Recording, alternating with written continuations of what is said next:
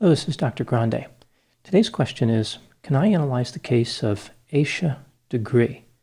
Just a reminder, I'm not diagnosing anybody in this video, only speculating about what could be happening in a situation like this.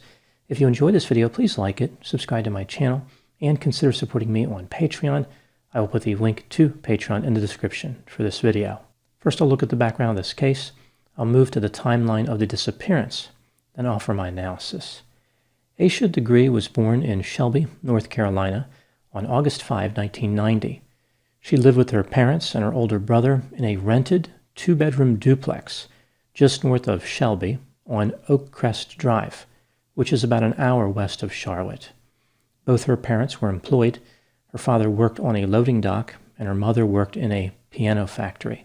The children spent most of their time with their parents, other family members, at school, or at church. They did not have a lot of contact with the outside world other than that. For example, there was no computer in the family residence, and they did not have cell phones. Now moving to the timeline of the disappearance. In February of 2000, 9-year-old Asha was in 4th grade and on a school basketball team. On Friday, February 11, her school was closed, but her parents still had to work. Asha and her brother spent the day at her aunt's house, which was in the same neighborhood. Afterward, they went to basketball practice at their school. The next day, Asha competed in a basketball game. Her team was defeated. It was the first loss of the season. Asha did not complete the game because she fouled out. She was not happy with this outcome, and some crying occurred, but she appeared to recover from the disappointment. On Sunday, February 13, Asha and her brother went to church and then returned to the family home. They both went to bed at around 8 p.m. They shared the same bedroom. A motor vehicle accident in the area caused the power to fail around 9 p.m. The power was restored at 12:30 a.m., now on February 14, Valentine's Day. Asha's father entered her bedroom at this time and found both children were asleep in their beds. At 2:30 a.m., he checked one more time. Nothing had changed. Asha's brother heard her bed squeak sometime after this. He didn't think much of it. He just assumed she was moving around in bed. At some point between 2:30 and 6:30 a.m., Asha exited the house. She took her book bag, some clothing, and a Tweety Bird purse. It was about 35 degrees outside and raining. Asha did not take any winter clothing from the house. A person believed to be Asha was spotted on 2 occasions sometime around 4 a.m.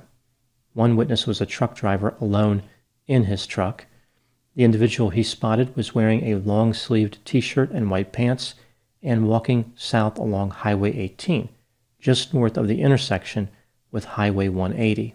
The truck driver turned his 10-wheel straight truck around after thinking it was unusual for such a young girl to be out by herself at that time of the morning. He saw the girl run into the woods. The other sighting involved another truck driver who was with his son.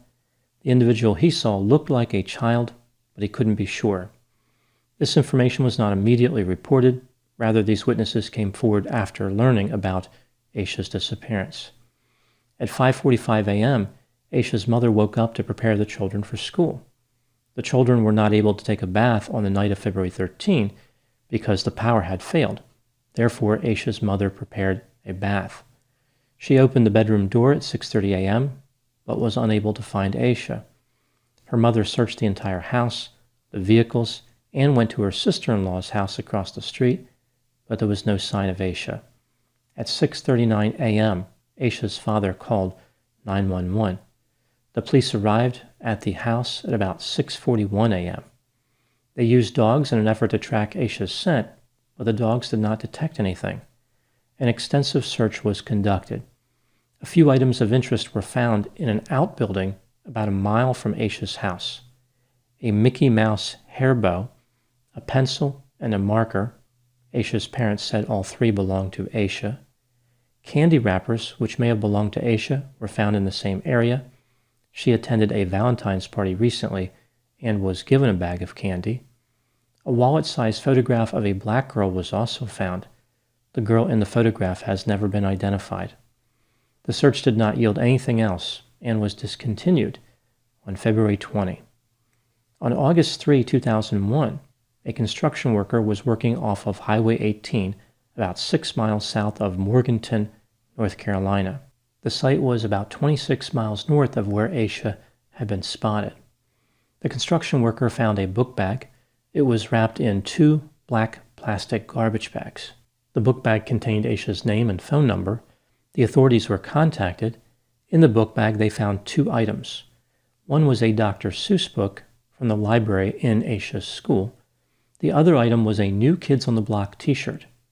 There is no evidence that these items belonged to Asha prior to them being discovered in the book bag. In May of 2016, the FBI said that Asha may have climbed into a vehicle along Route 18 around the area where she ran into the woods. They said the vehicle was manufactured in the early 1970s and was a green Lincoln Continental Mark IV or a Ford Thunderbird. There was rust around the wheel wells. At the time making this video, Asha Degree remains missing. There has been no sign of her. Now moving to my analysis. This case is extremely unusual. 9-year-old girls rarely run away from home. Asha's personality and behavior did not align with someone who would run away. For example, she was described as lighthearted, funny, and happy. She did not go out of the house by herself. She didn't answer the front door unless she knew who was there. And she was scared of dogs. There was no forced entry into the house, so it really does appear as though Asha walked out into a rainstorm in the winter without wearing a coat. The authorities believe that she packed the book bag before the morning of February 14, like she may have been planning this for a few days. There are many questions that come up in this case. A few examples. Why were the police dogs unable to pick up Asha's scent? They are usually pretty good at that. Why did the police not find any footprints from Asha? Why was Asha's book bag wrapped in 2 plastic garbage bags? If someone murdered her, wouldn't they have simply thrown the book bag in the trash? Maybe they were in a hurry, like they did not want to have the book bag sit in some type of trash receptacle for a few days waiting to be picked up. Who owned the New Kids on the Block t-shirt if it did not belong to Asha? If it was owned by a friend of hers, why didn't the police find the owner? It is possible that Asha did actually own the t-shirt. This would not be the first time a fan desired to conceal their fondness for the New Kids on the Block. The Dr. Seuss book that was in Asha's book bag had been checked out not long before her disappearance. If the book did not belong to her, who did it belong to? Didn't the library keep records of who checked out books?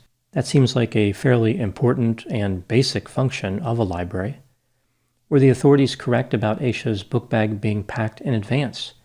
In one version of the timeline, Asha fell asleep on the couch before going to bed. This makes it seem as though she was trying to set herself up for a departure, like she wanted to stay awake or be close to the door, or both. If Asha had planned this in advance, how did she wake herself up without using an alarm? Perhaps she was so upset that she never fell asleep in the first place. Items belonging to Asha were found about a mile away from her house in an outbuilding. This structure was 600 feet from the road, and to get there, Asha would have had to cross a 3-foot gully. In addition, the owner of the property behind the outbuilding kept 6 beagles in their yard. Asha was afraid of dogs, and beagles are known not only for their barking behavior, but also for their ability and tendency to howl. They can be heard from a long distance away. It's very difficult to believe that anybody could sneak up on 1 beagle, much less 6 beagles. Although, to be fair, Woodstock was able to sneak up on Snoopy quite a few times. Considering all the information and the questions in this case, what do I think happened here? There are several theories to explain the disappearance of Asha Degree. Let's take a look at the theories. Theory number 1, 2 highly unlikely events occurred on the morning of February 14, 2000. A 9-year-old girl walked out into the cold rain without a coat during the early morning hours, and she stumbled into a killer or someone who decided it was a good time to begin their homicidal career. The mysterious killer was somehow able to get her in their vehicle, despite the belief that earlier Asha fled from a truck driver who was trying to investigate. The killer murdered Asha and placed her body in a location where it was never found, but was not able to hide the book bag as well. This theory is well supported if all of the events, including Asha's movements, have been accurately reported. It fits with the idea that her book bag was found 26 miles away from where she disappeared. It's hard to imagine this happening without third-party involvement. This theory is consistent with the report that Asha was upset from the basketball game, like she was simply running away because of shame or disappointment. If the basketball game was not a primary motivator, perhaps some other trouble at home inspired her departure, something that was not reported because it didn't seem important, or was not reported for some other reason. Now moving to the evidence that refutes this theory that two unlikely events came together. 9-year-olds usually do not conceal their emotions very well. Many of their actions are impulsive. If Asha was that upset to the point where she was willing to run away, people around her would have detected something was wrong. The chances of Asha running into someone who was willing to commit murder are very low, and not many people are out that early in the morning, potential killer or otherwise. Theory number 2, the killer or kidnapper somehow contacted Asha prior to her disappearance and motivated her to meet them somewhere. This would explain why Asha was unprepared for the cold and rainy weather. She never expected to be outside for very long. This is also consistent with the photograph of the unknown girl. Perhaps the killer or kidnapper dropped that photograph, like they had a particular type of victim in mind. There are problems with this theory. For example, Asha did not have contact with a lot of outsiders. How did an offender communicate with her, much less convince her to walk out of her residence? If this was all arranged by some offender, why have Asha walk so far from her house? The offender could have picked her up a few hundred feet away, or maybe 1,000 feet away, but she traveled at least a mile. Theory number 3, the person who hid Asha's book bag was not involved in her disappearance. Perhaps one of the people searching found the book bag and hid it for some reason, like they were just having a bad day or they wanted to be disruptive. Under this theory, Asha could have been killed by the elements and not by a third party. She died in a location which was well hidden. Theory number 4, Asha never left the house on her own power. She was kidnapped directly from the house. There are several versions of this theory. 1, she was not the person who was spotted on Highway 18. She was kidnapped from the house and that was it. She was never seen again. 2, she was the person spotted on Highway 18 after she temporarily escaped the kidnapper. This explains why she fled when the truck driver investigated. She was startled by him. She was fearful because she had just escaped a kidnapper. 3, she managed to escape the kidnapper and died from exposure to the elements. Theory number 5, Asha left her house on her own power and no one else was involved in her disappearance. She was not murdered and did not die from exposure. She is out there somewhere living her life. When considering all of the evidence, how would I rank these theories in terms of likelihood? I think that theory number 1 is the most likely. Asha left her house because she was upset and she just happened to run into a killer. Then I would move to theory number 2, an offender orchestrated a kidnapping and murder. Theory number 4, she was kidnapped directly from her house. Theory number 3, her book bag was hidden by someone who was not involved in her disappearance. And finally, theory number 5, Asha is still alive somewhere. This case has led to a lot of speculation because any theory that explains it is extremely unlikely, even by the standards of theories typically used to explain mysterious disappearances. There is the sense that the public is not aware of all the facts in the case. Like perhaps the timeline must be different, there must be other evidence about contact that Asha had with other people. There is a piece of information out there somewhere that would make one theory more plausible. If this missing puzzle piece doesn't exist, then we are left with unsatisfying theories, none of which make much sense, yet one of them must be true. Now moving to my final thoughts. Some of the most confusing missing person mysteries start with odd behavior from the person who disappeared.